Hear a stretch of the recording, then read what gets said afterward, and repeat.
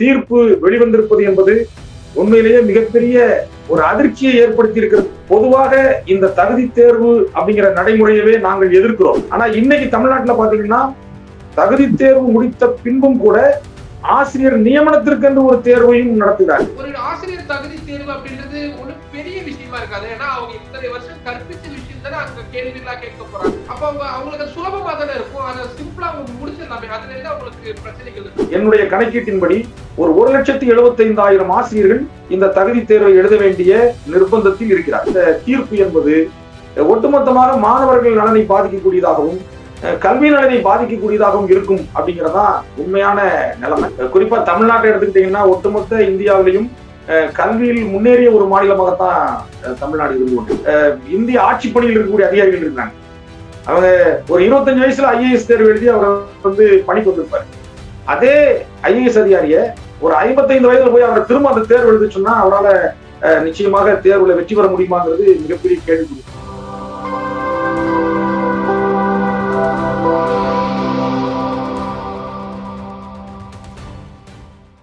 தி capital நண்பர்களுக்கு வணக்கம். Supreme court சில தினங்களுக்கு முன்னாடி கொடுத்த ஒரு தீர்ப்பு அப்படின்றது ரொம்ப ரொம்ப பெரிய பிரச்சனையா மாறி இருக்கு. அதாவது தமிழ்நாட்டுல இப்போ ஆசிரியர்களா வேலை பார்க்கக்கூடிய அத்தனை பேருமே ஆசிரியர் தகுதி தேர்வை கட்டாயமா எழுதி பாஸ் பண்ணியிருக்கணும் அப்படின்னு. அந்த டீச்சருக்கு 20 வருஷம் 30 வருஷம் எக்ஸ்பீரியன்ஸ் இருந்தாலும் கூட அவங்க இந்த எக்ஸாமை எழுதி இருக்கணும்.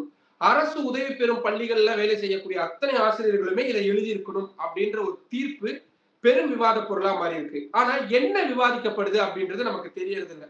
இது சம்பந்தப்பட்டிருக்கக்கூடிய நபர்கள்ட்ட பேசினாதான் நம்மளால முழுமையான விவரங்களை தெரிஞ்சுக்க முடியும். அப்படி நிறைய விஷயங்களை கேட்டு தெரிஞ்சுக்கிறதுக்காக தான் இன்னைக்கு திரு மயில் அவர்கள் நம்ம கூட இணைஞ்சிருக்கிறாரு. இவரு அகில இந்திய பள்ளி ஆசிரியர்கள் நலச்சங்கத்துடைய துணைத் தலைவரா இருக்கிறார். அதாவது இந்தியா லெவல்ல இருக்கக்கூடிய ஒரு ஆர்கனைசேஷனுடைய துணைத் தலைவரா இருக்கிறார். அவர்கிட்ட கேட்கலாம். மயில் சார் வணக்கம், எப்படி இருக்கீங்க? வணக்கம் வணக்கம் சார், நல்லா இருக்கு சார். நீங்க நல்லா இருக்கீங்களா? நல்லா இருக்கு சார். சார் இப்போ இந்த சுப்ரீம் கோர்ட்டுடைய ஜட்ஜ்மெண்ட் பார்த்திருப்பீங்க. நீங்க டீச்சர்ஸ் அசோசியேஷனுடைய ஆல் இந்தியா டீச்சர்ஸ் அசோசியேஷனுடைய ஒரு வைஸ் பிரசிடென்டாகவும் இருக்கக்கூடியவர். இது முதல் கட்டமா நீங்க எப்படி பாக்குறீங்க? இது எந்த அளவுக்கு பிரச்சனை இருக்கக்கூடியதா நீங்க நினைக்கிறீங்க? ஆசிரியர் தகுதி தேர்வு தொடர்பான உச்சநீதிமன்ற தீர்ப்பு தமிழ்நாடு முழுவதும் இருக்கக்கூடிய ஆசிரியர்கள் மத்தியில் மட்டுமல்ல பொதுமக்கள் மத்தியிலும் கூட ஒரு அதிர்வை ஏற்படுத்திய ஒரு தீர்ப்பாகத்தான் நாம் பார்க்க முடிந்திருக்கிறது. ஏனென்று சொன்னால் ஆசிரியர் தகுதி தேர்வு என்பது கல்வி உரிமை சட்டம் 2009 படி புதிதாக ஆசிரியர்களாக நியமனம் பெறக்கூடியவர்களுக்கு மட்டும் பொருந்தும் என்ற நிலை இருந்தது. அந்த நிலையை இன்றைக்கு மாற்றி உச்சநீதிமன்றமானது தற்போது பணியில் உள்ள ஆசிரியர்கள் அனைவரும், குறிப்பாக 1 முதல் 10ஆம் வகுப்பு வரை பணியில் இருக்கக்கூடிய அனைத்து ஆசிரியர்களும், அதுல 55 வயதிற்கு மேற்பட்ட ஆசிரியர்களுக்கு மட்டும் உச்சநீதிமன்றம் விலக்கு அளித்திருக்கிறது. 5 ஆண்டுகளுக்கும் குறைவான பணிக்காலம் உள்ளவர்களுக்கு மட்டும் விலக்கு அளித்திருக்கிறார்கள். அப்படி ஒரு தீர்ப்பு வரும் என்று யாரும் கனவில் கூட எதிர்பார்க்கவில்லை. ஏனென்று சொன்னால் சென்னை உயர்நீதிமன்றத்தில் 2 நீதிபதிகள் அமர்வு வழங்கிய தீர்ப்பை எதிர்த்துத்தான் உச்சநீதிமன்றத்தில் மேல்முறையீடு செய்யப்பட்டது.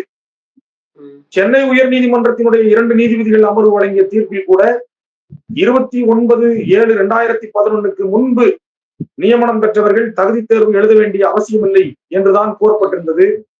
அதை எதிர்த்து செய்யப்பட்ட மேல்முறையீட்டு வழக்கில் 27/9/2011 முன்னால் நியமனம் பெற்றவர்களும் எழுத வேண்டும் என்கிற தீர்ப்பு வெளிவந்திருப்பது என்பது உண்மையிலேயே மிகப்பெரிய ஒரு அதிர்ச்சியை ஏற்படுத்தி இருக்கிறது என்றுதான் சொல்ல வேண்டும். இல்ல, அதிர்ச்சின்னு எல்லாருமே சொல்றாங்க.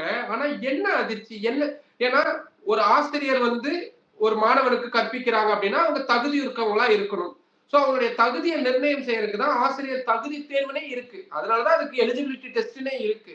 அப்போ அந்த எலிஜிபிலிட்டி டெஸ்ட், அந்த தகுதி தேர்வை எழுதுறதுல ஆசிரியர்களுக்கு என்ன தயக்கம் அப்படின்றத என்ன மாதிரி இப்ப இந்த விஷயங்கள் முழுமையா தெரியாதவங்க கேட்கலாம்ல. அப்ப அதுக்கு என்ன பதில், என்ன அதிர்ச்சி இதுல? அதாவது ஆசிரியர் தகுதி தேர்வு அப்படிங்கிறது கல்வி உரிமை சட்டத்தில் கொண்டு வரப்பட்டிருக்கிறது. புதிதாக நியமிக்கப்படக்கூடிய இப்ப தமிழ்நாட்டுல கூட 2012க்கு பின்பு நியமனமான ஆசிரியர்கள் பூராவுமே தகுதி தேர்வில் தேர்ச்சி பெற்றவர்களைத்தான் நீங்க நியமித்திருக்கிறார்கள். இப்போ பொதுவாக இந்த தகுதி தேர்வு அப்படிங்கிற நடைமுறையவே நாங்கள் எதிர்க்கிறோம்.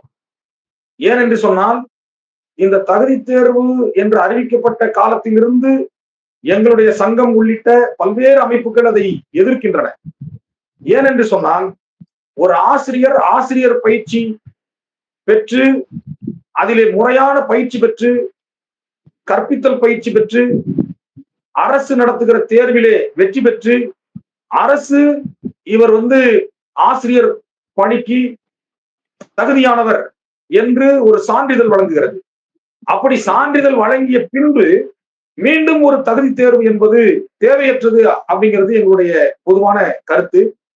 ஆகவே இந்த தகுதி தேர்வு என்பதையே நாங்கள் தொடக்கத்திலிருந்தே நாங்கள் எதிர்த்து கொண்டு வந்தோம். ஏனென்று சொன்னால் அரசுதான் இவர்கள் ஆசிரியர் பதவிக்கு பொருத்தமானவர்கள் என்று தகுதியானவர்கள் என்று சான்றிதழ் அரசே வழங்கிவிட்டு மீண்டும் ஒரு தகுதி தேர்வை நடத்துவது என்பது தேவையற்றது அப்படிங்கிறது எங்களுடைய கருத்தாக இருந்தது.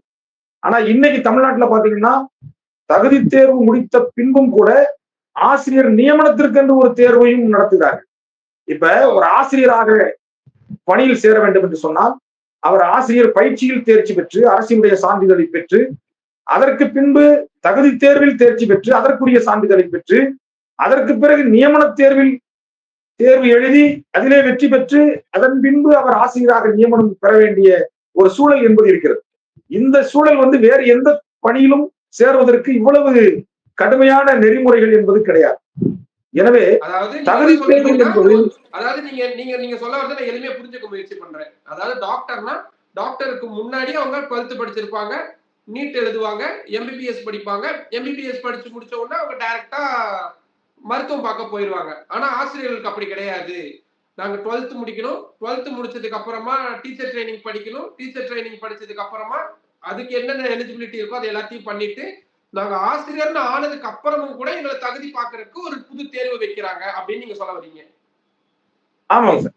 அதாவது ஏற்கனவே ஆசிரியர் பயிற்சி முடித்து பல ஆண்டுகள் பணி அனுபவம் உள்ள ஆசிரியர்கள், நீங்க ஆசிரியர் பணியில பணி அனுபவம் என்பது முக்கியமானது. ஆசிரியர் பணியில் மட்டும் இல்ல, எல்லா பணிகளிலுமே இந்த எக்ஸ்பீரியன்ஸ் என்பது மிகவும் குறிப்பிடத்தக்கது. இப்போ புதிதாக ஒரு ஆசிரியராக நியமனம் செய்யக்கூடிய ஒருவரை விட ஒரு 10 ஆண்டுகள் 20 ஆண்டுகள் பணி நியமனம் பெற்ற ஒரு ஆசிரியருடைய கற்பித்தல் என்பது கூடுதல் சிறப்பு மிக்கதாக இருக்கும். மாணவர்களுடைய ஒவ்வொரு தனிப்பட்ட மாணவர்களுடைய அவர்களுடைய சூழலை உணர்ந்து அவர்களுடைய கற்றல் திறனை உணர்ந்து அதற்கேற்ப கற்பிக்கக்கூடிய அந்த தன்மை என்பது அனுபவம் வாய்ந்த ஆசிரியர்களிடம் கூடுதலாக இருக்கும். அதுல எந்த விதமான மாற்று கருத்துக்கும் இடமே கிடையாது. அப்படிப்பட்ட சூழலில் இப்போ ஒரு 25 ஆண்டுகள் பணி அனுபவம் உள்ள ஆசிரியர்கள் கூட மீண்டும் ஒரு தகுதி தேர்வை எழுத வேண்டும் என்பது எந்த விதத்திலும் ஏற்புடைய ஒரு தீர்ப்பாக நாம் பார்க்கவில்லை. என்ன திரும்ப இதுல எனக்கு இன்னொரு சந்தேகமும் இருக்கு. அதாவது அவங்களுக்கு கிட்டத்தட்ட 20-25 வருஷம் எக்ஸ்பீரியன்ஸ் இருக்கக்கூடிய ஒரு டீச்சரா இருப்பாங்க. அப்ப அவங்களுக்கு ஒரு ஆசிரியர் தகுதி தேர்வு அப்படின்றது ஒண்ணு பெரிய விஷயமா இருக்காது. ஏன்னா அவங்க இத்தனை வருஷம் கற்பிச்ச விஷயம் தானே அங்க கேள்விகளா கேட்க போறாங்க. அதை அவங்க எழுதுறப்போ அவங்களுக்கு அது ஒரு பெரிய விஷயம். மற்ற மாணவர்கள் 2 மணி நேரம் 3 மணி நேரம் எழுதுறது அவங்க 1 மணி நேரத்துல இல்ல நான் தெரிஞ்சுக்கிறதுக்காக கேட்கறேன் இது. அப்ப அவங்களுக்கு அது சுலபமா தானே இருக்கும். அதை சிம்பிளா அவங்க முடிச்சிடலாமே. அதுல என்ன அவங்களுக்கு பிரச்சனைகள் இருக்க போதுன்னு ஒரு கேள்வி. தகுதி தேர்வு எழுதுவது சுலபமா இருக்கு கடினமா இருக்கிறது அப்படிங்கறதெல்லாம் அந்த விஷயத்துக்கு நான் உள்ள போல. தகுதி தேர்வு எழுதுகிற தகுதியும் அறிவாற்றலும் உள்ளவர்கள் தான் ஆசிரியர்கள், அதுல ஒண்ணும் மாற்றம் இல்லை. இருந்தாலும் ஒரு 50 வயதை தொட்டு கொண்டிருக்கக்கூடிய ஒரு ஆசிரியருக்கு திரும்ப ஒரு தகுதி தேர்வு என்பது அவரை பொறுத்தளவுல அது ஒரு அவருடைய திறமையை சோதிப்பதாக நாம் நினைக்கிறோம். ஆனா அப்படி இல்லை. அவருக்கு அவரை ஒரு உதாசீனப்படுத்துவதாக கூட அவங்களை ஒரு அவமரியாதை செய்வதாக கூட ஆசிரியர்கள் மத்தியிலே பொதுவாக ஒரு கருத்து நிலவுகிறது. ஏன்னா திரும்பவும் நம்மளை கூடி ஒரு ஆசிரியர் தகுதிக்கு பொருத்தமானவர்களா அப்படிங்கிறத சோதிக்கக்கூடிய தேர்வு என்பதை அவர்கள் ஏற்றுக்கொள்ள மாட்டார்கள்.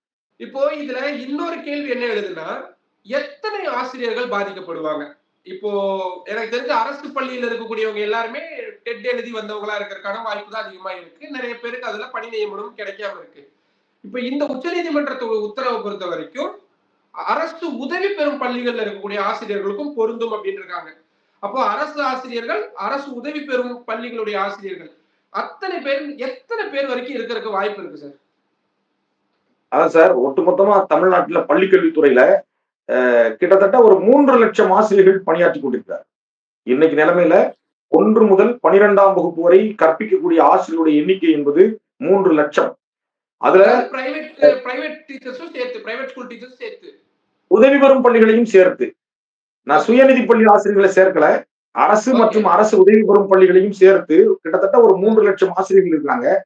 அதுல தொடக்க கல்வித்துறை என்று சொல்லக்கூடிய 1 முதல் 8ஆம் வகுப்பு வரை இருக்கக்கூடிய பள்ளிகளில் பணியாற்றக்கூடிய ஆசிரியருடைய எண்ணிக்கை வந்து கிட்டத்தட்ட சுமார் 1,20,20,000 பேர்.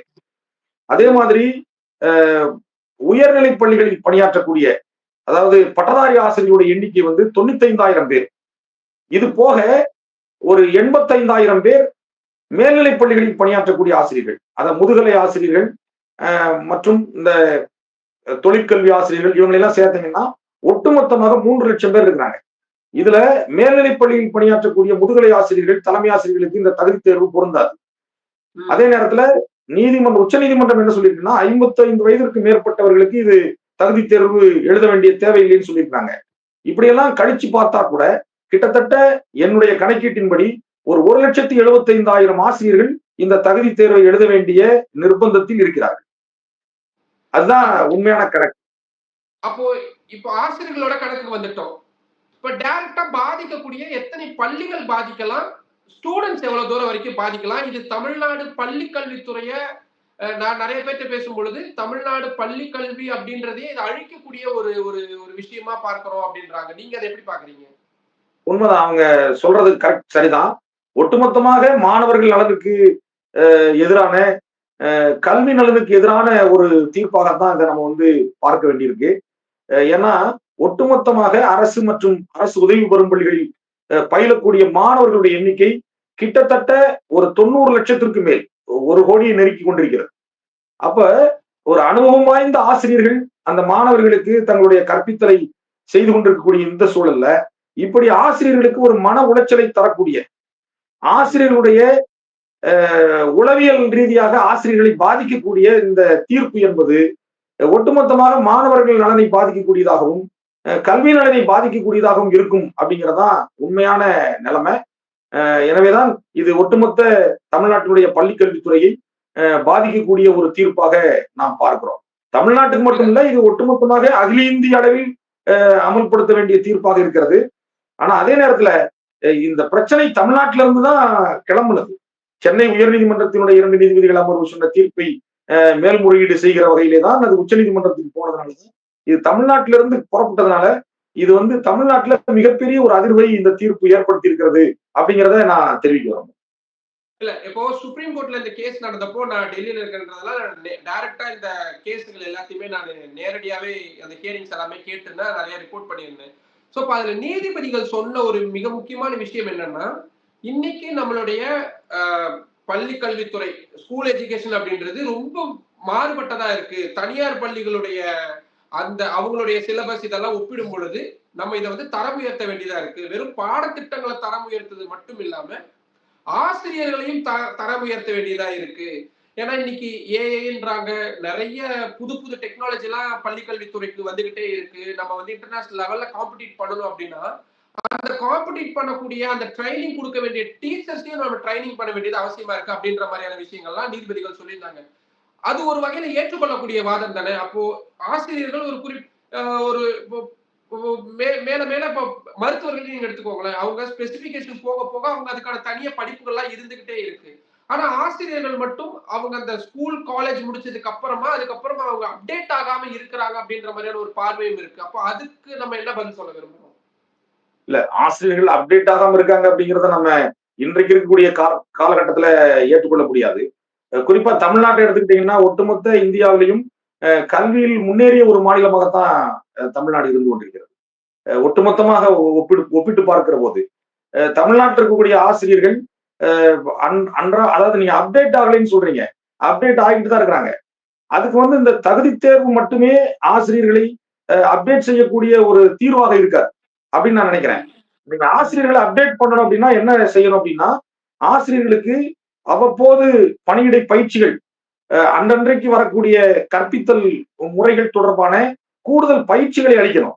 அது இப்ப ஏற்கனவே தமிழ்நாட்டில் நடந்துகிட்டு தான் இருக்கு. அகில இந்திய அளவில் உள்ள சூழல் எனக்கு தெரியாது. ஆனா தமிழ்நாட்டுல பள்ளிக்கல்வித்துறையில் ஆசிரியர்களுக்கு தேவையான அனைத்து வகையான பயிற்சிகளும் தொடர்ச்சியாக அளிக்கப்படுகிறது. அதன் வாயிலாக நவீன தொழில்நுட்பத்தை பயன்படுத்தி மாணவர்களுக்கு புதிய புதிய கற்பித்தல் முறைகளிலே ஆசிரியர்கள் தொடர்ச்சியாக கற்பித்தல் பணியிலே ஈடுபட்டு கொண்டிருக்கிறார்கள்.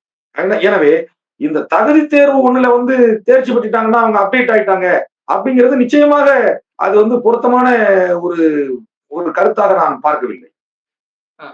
ஏன்னா நானும் அதை ஏத்துக்கிறேன். ஏன்னா தமிழ்நாடு ஆசிரியர்களுக்கு டேப்லெட் கொடுத்திருக்கிறாங்க, அந்த செல்போன் எல்லாம், டிஜிட்டல் செல்போன்ஸ் எல்லாம், லேப்டாப்ஸ் எல்லாம் கொடுத்திருக்கிறாங்க, அதுலதான் அவங்க பண்றாங்க அப்படின்ற மாதிரி விஷயங்கள்லாம் நானும் பார்த்திருக்கிறேன்.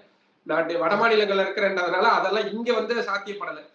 சரி, இப்ப இன்னொரு முக்கியமான கேள்வி என்னன்னா, இதை நீ வரக்கூடிய நாட்கள்ல எப்படி ஆசிரியர் சங்கங்கள் அணுக போறாங்க? ஏன்னா நீங்க ஜாக்டோ ஜியோ அமைப்புடைய முக்கியமான பிரிவுல ஒரு பொறுப்புல இருக்கிறீங்க. அப்புறம் தமிழ்நாடு பள்ளி கல்வித்துறையோட அந்த ஆசிரியர் கூட்டமைப்புல முக்கியமான மாவட்ட அளவிலான பொறுப்புல இருக்கீங்க. அகில இந்திய அளவிலான அமைப்புகள்லயும் நீங்க முக்கியமான பொறுப்புகள் இருக்கீங்க. அடுத்ததா என்ன பண்ண போகுது ஆசிரியர் சங்கங்கள்? இந்த உச்சநீதிமன்ற தீர்ப்பை இப்போ எங்களுடைய வழக்கறிஞர்களோடு நாங்கள் அந்த தீர்ப்பினுடைய அனைத்து விஷயங்களையும் நாங்க ஆய்வு செய்து கொண்டிருக்கிறோம். அந்த அடிப்படையில முழுமையான தீர்ப்பு வெளிவந்துருச்சு. இப்ப அந்த தீர்ப்பை நாம எந்த வகையில் சட்ட ரீதியாக நாம் அதை அணுகுவது அப்படிங்கிற விஷயத்துல நாங்க தொடர்ச்சியாக கலந்துரையாடல்ல ஈடுபட்டு கொண்டிருக்கிறோம். அந்த வகையில் நிச்சயமாக ஒரு மேல்முறையீடு அல்லது ஒரு மறுசீராய்வு அப்படிங்கிற வகையில நாங்க சட்ட ரீதியாக அதை அணுகுவதற்கு நாங்கள் தயாராகி கொண்டிருக்கிறோம் அப்படிங்கிறத நான் தெரிவிச்சுக்க விரும்புறேன். அதே நேரத்துல அப்படி ஒரு சூழல் நிச்சயமாக தகுதி தேர்வு நடத்த வேண்டிய சூழல் வந்தால் அதற்கு தமிழ்நாடு அரசு எந்த மாதிரியான நடவடிக்கைகளை மேற்கொள்ள வேண்டும் அப்படிங்கிற கோரிக்கையும் நாங்கள் தமிழ்நாடு அரசுக்கு நிச்சயமாக முன்வைப்போம். தமிழ்நாடு அரசை பொறுத்தளவில் உச்சநீதிமன்றத்தில் பதவி உயர்வுக்கு தகுதி தேர்வு தேவையில்லை அப்படிங்கிற கருத்து தான் முன் வச்சு ஆசிரியர்களுக்கு ஆதரவாகத்தான் தமிழ்நாடு அரசு உச்சநீதிமன்றத்தில் வாதிட்டது அப்படிங்கிறத நாம் பார்க்கணும். ஆனால் ஒன்றிய அரசினுடைய என்சிடியில் இருந்தெல்லாம் தகுதி தேர்வு என்பது ஆசிரியருடைய பணி நியமனத்திற்கு மட்டுமல்ல பதவி உயர்வுக்கும் வேணும் அப்படிங்கிற கருத்து தான் அந்த வழக்கறிஞர்கள் முன்வைத்தார்கள் அப்படிங்கிற செய்தி தான் கிடைச்சிருக்குது. ஆகையினால தமிழ்நாடு அரசும் எங்களுக்கு ஆதரவாக இந்த விஷயத்தில் தமிழ்நாட்டினுடைய ஒட்டுமொத்த ஆசிரியர்களுக்கு ஆதரவாக இருக்கும் அப்படிங்கிறத நாங்கள் நிச்சயமாக நம்புறோம். மாண்புமிகு பள்ளிக்கல்வித்துறை அமைச்சர் அவர்கள் கூட நேற்று செய்தியாளர்களுடைய சந்திப்புல ஆசிரியர்களுக்கு நாங்கள் உறுதுணையாக இருப்போம் அப்படிங்கிற கருத்தை பதிவு பண்ணியிருக்கிறாங்க. அது உண்மையிலேயே ஒரு வரவேற்கக்கூடிய விஷயம். ஆசிரியர் சங்கங்களும் நிச்சயமாக இதை எதிர்த்து ஒரு மிகப்பெரிய சட்ட போராட்டத்தை நடத்துவதற்கு நாங்கள் தயாராகி கொண்டிருக்கிறோம் என்பதை இந்த நேரத்தில் நான் தெரிவிக்க விரும்புகிறேன். நிச்சயமாக தமிழ்நாடு அரசும் எங்களுக்கு உறுதுணையாக இருக்கும். ஆசிரியர்கள் யாரும் இது ஆசிரியர்கள் மத்தியிலே ஒரு பதட்டத்தையும் ஒரு பரபரப்பையும் ஏற்படுத்தி இருக்கிறது அப்படிங்கிறதுல எந்த மாற்றமும் இல்லை. அந்த வகையில் ஆசிரியர்கள் இதுல பதட்டப்பட வேண்டிய அவசியம் இல்லை. நிச்சயமாக இந்த பிரச்சனையில் இருந்து மீண்டு எந்த விதமான பாதிப்பும் இல்லாமல் ஆசிரியர்கள் இதுல வெளிவருவதற்கு நல்ல ஒரு சூழல் இருக்கிறது. அதை நிச்சயமாக எங்களுடைய ஆசிரியர் அமைப்புகள் நிச்சயமாக செய்யும். அதற்கு தமிழ்நாடு அரசும் அதற்கு உறுதுணையாக இருக்கும் அப்படிங்கிற நம்பிக்கை எங்களுக்கு இருக்கிறது. இறுதியா ஒரே ஒரு கேள்வி, இந்த ஆசிரியர் தகுதி தேர்வுல அப்படி என்னதான் சார் கேட்பாங்க? ஏன்னா எப்பவுமே இந்த ஆசிரியர் தகுதி தேர்வுன்றது ஒரு ஒரு விவாத பொருளாவே இருந்துகிட்டே தான் இருக்கு. அப்படி என்னதான் கேட்பாங்க இந்த ஆசிரியர் தகுதி தேர்வுல?